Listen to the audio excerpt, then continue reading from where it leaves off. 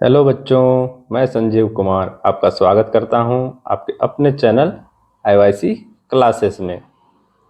तो चलिए शुरू करते हैं आगे की पढ़ाई। तो पिछले क्लास में हमने जाना था कि जर्मनी में नाज़ी लोग अन्य नस्लों के प्रति किस तरह से व्यवहार कर रहे थे, उनके ऊपर किस तरह के अत्याचार किए जा रहे थे, खास करके यहूदियों के प्रति। तो चलिए उसके आगे देखते हैं। नाज़ी जर्मनी में युवाओं की स्थिति। वहाँ की युवाओं की क्या स्थिति थी? युवाओं में हिटलर की दिलचस्पी जुनून की हद तक पहुंच चुकी थी। उसका मानना था कि एक शक्तिशाली नाज़ी समाज की स्थापना के लिए बच्चों को नाज़ी विचारधारा की घुट्टी पिलाना बहुत जरूरी है। इसके लिए स्कूल के भीतर और बाहर दोनों जगह बच्चों पर पूरा नियंत्रण आवश्यक था।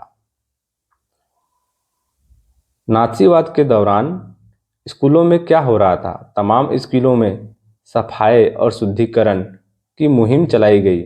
यहूदी या राजनीतिक रूप से अविश्वसनीय दिखाई देने वाले शिक्षकों को पहले नौकरी से हटाया गया और बाद में मौत के घाट उतार दिया गया। बच्चों को अलग अलग बिठाया जाने लगा। जर्मन और यहूदी बच्चे एक साथ ना तो बैठ सकते थे और ना खेल कूद सकते थे।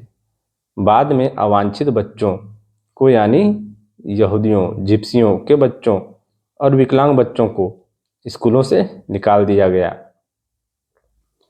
40 के दशक में तो उन्हें भी गैस चैम्बरों में झोंक दिया गया।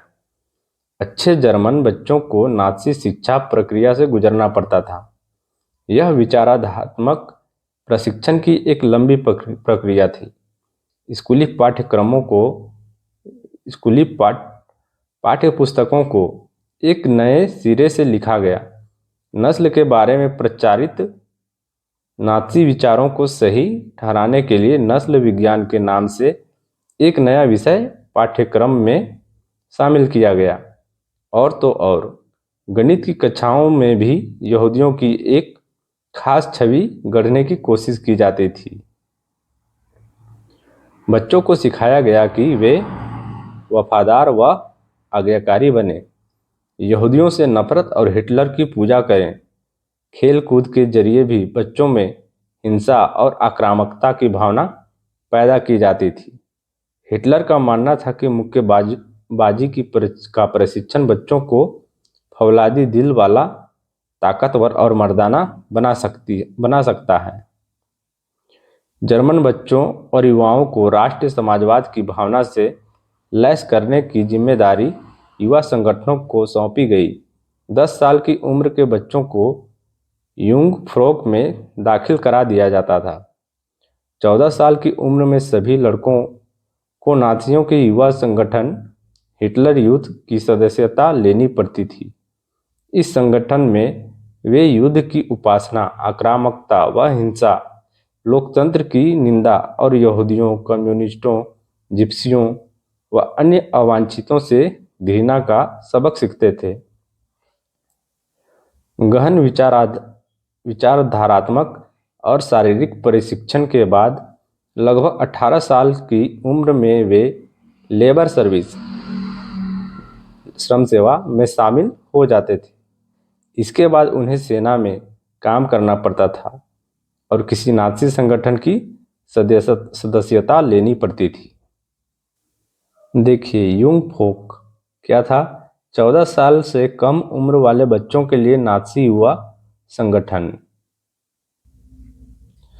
देखिए, चित्र 23 में दिखाया गया है। यहूदी विरोधी विषयों की पढ़ाई को दर्शाता कक्षा का चित्र। देखिए, चित्र 24 में दिखाया गया है कि बाकी बच्चों की हंसी ठिठोली के बीच यहूदी शिक्षक और यहूदी विद्यार्थियों को स्कूल से निकाला जा रहा है। वांछित बच्चे जिनकी संख्या हिटलर बढ़ाना चाहता था, चित्र 25 में दिखाया गया है। चित्र 26 में कब्जे वाले यूरोप से अधिकृत पोलैंड में बसाने के लिए भेजा जा रहा एक शिशु अपनी मां के साथ। चित्र 27 में मौत के कारखाने में आते यहूदी बच्चे जिन्हें गैस से मार दिया जाएगा। नात्सी यूथ लीग का गठन 1922 में हुआ था। 4 साल बाद उसे हिटलर यूथ का नाम दिया गया। 1933 तक आते आते इस संगठन में 12.5 लाख से ज़्यादा बच्चे थे। युवा आंदोलन को नात्सीवाद के तहत एकजुट करने के लिए बाकी सभी युवा संगठनों को पहले भंग कर दिया गया और बाद में उन पर प्रतिबंध लगा दिया गया। मातृत्व की नात्सी सोच। नात्सी जर्मनी में प्रत्येक बच्चे को बार बार यह बताया जाता था कि औरतें बुनियादी तौर पर मर्दों से भिन्न होती हैं। उन्हें समझाया जाता था कि औरत मर्द के लिए समान अधिकारों का संघर्ष गलत है, यह समाज को नष्ट कर देगा। इसी आधार पर लड़की को आक्रामक, मर्दाना और पत्थरदिल होना सिखाया जाता था, जबकि लड़कियों को यह कहा जाता था कि उनका फर्ज एक अच्छी मां बनना और शुद्ध आर्य रक्त वाले बच्चों को जन्म देना और उनका पालन पोषण करना है। नस्ल की शुद्धता बनाए रखने, यहूदियों से दूर रहने, घर संभालने और बच्चों को नात्सी मूल्य मान्यताओं की शिक्षा देने का दायित्व उन्हें ही सौंपा गया था। आर्य संस्कृति और नस्ल की ध्वजवाहक वही थी। 1933 में हिटलर ने कहा था, मेरे राज्य की सबसे महत्वपूर्ण नागरिक माँ है।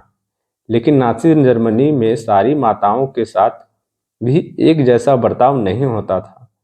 जो औरतें नस्ली तौर पर अवांछित बच्चों को जन्म देती थीं, उन्हें दंडित किया जाता था, जबकि नस्ली तौर पर वांछित दिखने वाले बच्चों को जन्म देने वाली माताओं को इनाम दिए जाते थे। ऐसी माताओं को अस्पताल में विशेष सुविधाएं दी जाती थीं, दुकानों में उन्हें ज़्यादा छूट मिलती थी और थिएटर व रेलगाड़ी के टिकट उन्हें सस्ते में मिलते थे। हिटलर ने खूब सारे बच्चों को जन्म देने वाली माताओं के लिए वैसे ही तमगे देने का इंतजाम किया था जिस तरह के तमगे सिपाहियों को दिए जाते थे। 4 बच्चे पैदा करने वाली मां को कांसे का, 6 बच्चे पैदा करने वाली मां को चांदी का और 8 या उससे ज़्यादा बच्चे पैदा करने वाली मां को सोने का तमगा दिया जाता था। निर्धारित आचार संहिता का उल्लंघन करने वाली आर्य औरतों की सार्वजनिक रूप से निंदा की जाती थी और उन्हें कड़ा दंड दिया जाता था। बहुत सारी औरतों को गंजा करके, मुंह पर कालिख पोत कर और उनके गले में तख्ती लटकाकर पूरे शहर में घुमाया जाता था। उनके गले में लटकी तख्ती पर लिखा होता था, मैंने राष्ट्र के सम्मान को मलिन किया है।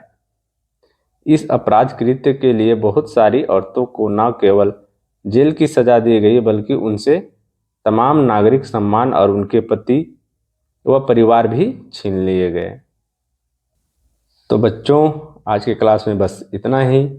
इसके आगे के अंक को जानने के लिए आप लोग प्रतीक्षा कीजिए अगले क्लास का।